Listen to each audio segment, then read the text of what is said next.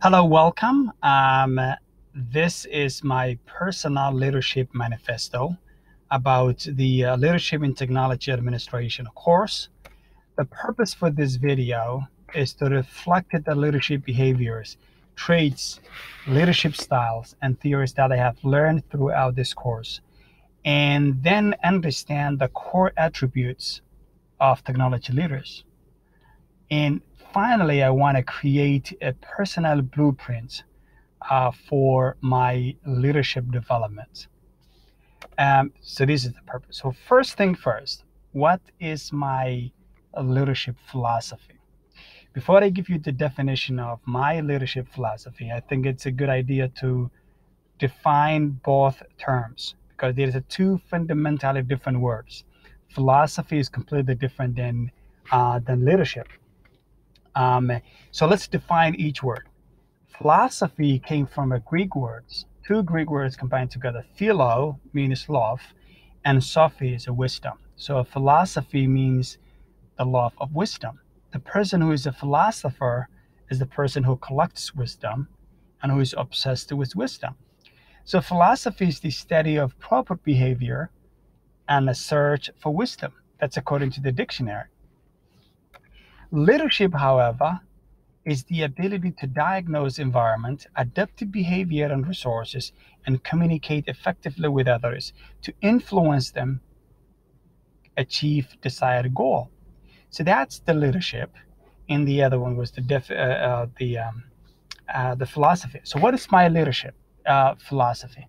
My leadership philosophy is based on three things: to understand the winning behaviors that is within in me, because knowing yourself is the first thing as a leader. If you know yourself, then you can lead other people. So finding out the winning behaviors that is within me and the winning behaviors of my team. Number two, collect wisdom. Knowledge is everywhere. It has so many people who might be your followers, but they have so much wisdom that you can learn from them. And finally, do everything that I do with integrity, honesty, transparency, and authenticity. So this is my philosophy based on three things. What are the leadership values? There are so many values in leadership, but I think the core values of leadership are the development and maintenance of a strong relationship with stakeholders, and the ability to communicate, to predict, to recognize and address issues that could sometimes rise to the level of crisis, um, and address these issues or any issue with integrity, honesty, and transparency. So these are the core values for leadership. What's my leadership style? I have taken the test from Leadership IQ, and the results came out that I lead with diplomacy. I'm a diplomat. I was kind of expecting that. And what is diplomat? Diplomat is a person with interpersonal harmony, someone who is a social glue, like brings people together, someone who is kind, social, and giving, and someone who is a problem solver. Some of those definition is for the diplomat. I think I agree with that. I have some of them, but I don't think that I am that social person. So maybe that's one thing I'm working on it right now. But this is my leadership style. My leadership map, where I started as a leader, where I am right now, and where I'm heading to. I started from leading myself, pushing myself to the limit every single day when I wake up, waking up early in the morning, or maybe going to bed late and pushing myself. So that was me. Now I am in the second category. I'm leading teams, and I'm heading to go and lead other managers and other leaders in other departments, and go to the third level, lead business function, and finally lead an organization. So I'm in the second category right now. That's what I am. So what are the lessons that I learned from this course that will help me to go to the next level in my leadership map? What I learned in this course is that I learned the attributes of effective leaders, which I want to reflect those attributes to myself so that I will be an effective leader. I learned thought leadership, what thought leadership is. Thought leadership, which means that becoming a trusted source, someone who can inspire people with innovative ideas, someone who can promote a thought-provoking point of views. These are the things that I wanna reflect on myself so that I could become a good thought leader. I have learned effective team leadership.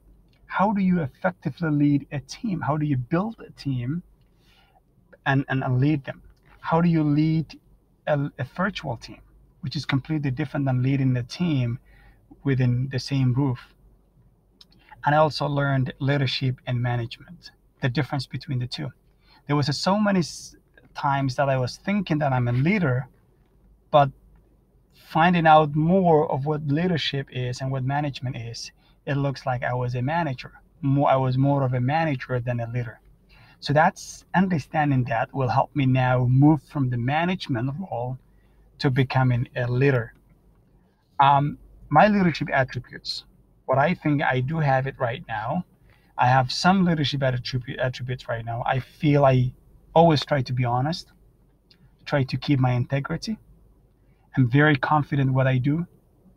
I always have a passion of what I do and I have empathy. I'm very patient. If a problem happens, I can push the limit, and I'm always very patient and very open-minded. Criticisms, I always take it. If you see if there is any problem, you give me some criticisms, I'm always open to that. There is one thing I want to improve in my leadership and attributes: communication. Communication in the sense of not underestimating any kind of a piece of information. What sometimes happens is that I there was some information is that maybe I was supposed to communicate with my team, and I just thought maybe they know it and they could do it, and it turned out that they didn't do it because they didn't. I underestimated that piece of information that I was supposed to pass to them. So in that sense, I think I need to learn how to not underestimate any kind of a piece of information, pass to them, over communicate instead of under communicating it. I plan for leadership improvement. What are my plans to improve my leadership improvement? But I have three things. Number one, I want to continue studying leadership. I want to read more articles and more books that are related to leadership. I want to go to seminars and workshops about leadership. And I want to join professional development organizations such as ACTE, Association for Career and Technical Education. And finally, I want to apply all the lessons that I learn from studying leadership and going to these leadership seminars and participate in these professional development organizations. I want to apply these lessons to me so that I can become a better leader. So that's my plan. Who is my inspirational leader? Throughout this course, I've been going through, I listened to different leaders and a leadership coach. And I think the one I like the most is John C. Maxwell. I have listened so many lectures from him, and I read at least one of his books. So I want to learn more. I want to read more of his books, and I want to learn more from him as well. My understanding about leadership and leadership theories and leadership models and styles and leadership principles dramatically improved over the course of this semester. But there is always a gap for somewhere. So the gap I feel like right now that I didn't develop that much within the course is that there is so many leadership models, and each model is appropriate in a certain situation, is in a certain workplace. So I want to learn more about that leadership models and do a little bit more research on the models and how they are appropriate in each in different situations. And that's what where I am right now. I'm going to develop that. Most effective leadership theory. The one I like the most is situational leadership, developed by Ken Blanchard and Paul Hersey back in 1970s. This situational leadership basically tells us that there is no one size fits all leadership style. Situations change, people are different. So change your leadership style based on the people you are leading and also and based on the situation you are in.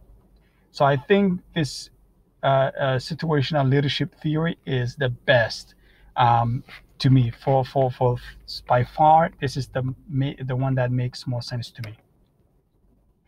Attributes of tech leaders, and this is a very important thing as well. The attributes of technology leaders. The number one is that you should have the ability to establish trust among stakeholders. Because as a technology leader, you'll be working with clients who are within your organization. You might be working with clients outside your organization. So having the ability to establish a strong relationship and a trust with all the stakeholders, that's a good an attribute for a technology leader. The second one is that having a strong vision for the future. Someone who is a forward thinker, thinking always the next thing. Not only the things that we have it today, but always thinking the next thing. And the third one is that excellent problem solving skills. Um, the problem is happening within the technology. But Stephen Case talked about a lot of, in greater details in his book, The Third Wave, when an IOL had a breakdown in their systems and the customers were keep calling, phones were ringing off the hook because people were like, where is the problem? Where is the problem? So how do you solve that problem? How do you make sure that if there is a technical problem, that you don't upset your clients? How do you make sure that your clients get upset and then go to your competitors? So having a strong problem solving skill is one of the attributes of a technology leader. And finally, having a strong work ethic, because technology, there is so many ethical issues that are involved in technology. So having a great work ethic is also, it's one of the most important attributes of a technology leader. Connection to prior lessons, prior courses. So I looked at the previous courses and I tried to find some connections between the previous courses and this course. The course 7350, in that course, I came up with a definition, my own definition about the instructional systems design and technology. So my definition was more of finding a systematic analysis of learning and performance issues to find a solution. And the solution you find will be an instructional solution, or sometimes it could be a non-instructional solution. So how do you solve a non-instructional an issue? For example, if you have a performance issue, that's not an instructional issue, it is a non-instructional issue. How do you create a non-instructional solution? I thought that needs a leadership theory. That needs to engage in a leadership theory. So the connection is between these two courses is that when you have a non-instructional situation or a non-instructional performance issue, you need to go back, you need to engage in leadership theories and to come up with a better solution to solve that performance issue. The second course, the other course that I looked at was 7353, where we talked about systematic and instructional design. So as as a leader of technology, do you need to know about systematic and instructional design? If you are a leader of, let's say, 20 instructional designers, do you need to know what systematic and instructional design is so that you can better lead your team? I think my understanding about this course is that you need to know at least the principles of effective leadership, effective instructions, so that you will be able to lead better the other instructional designers. Um, so so as a leader, you didn't have to say I don't need to know anything about the technical things that are related to the systematic instructional design. You need to learn what it means what it means to have an instructionally sound course. Um, so learn the principles of effective instructions. Thank you so much. Finally, so that's the end. Thank you so much, Dr. L. It's been an amazing journey with you over the last year. I have learned so much from you, and am so thankful for being so responsive and giving all these great tips and coaching throughout the semesters that we have been working together. And I hope that I will see you uh, next time, sometime in the other semesters. Okay, thank you so much. Bye bye.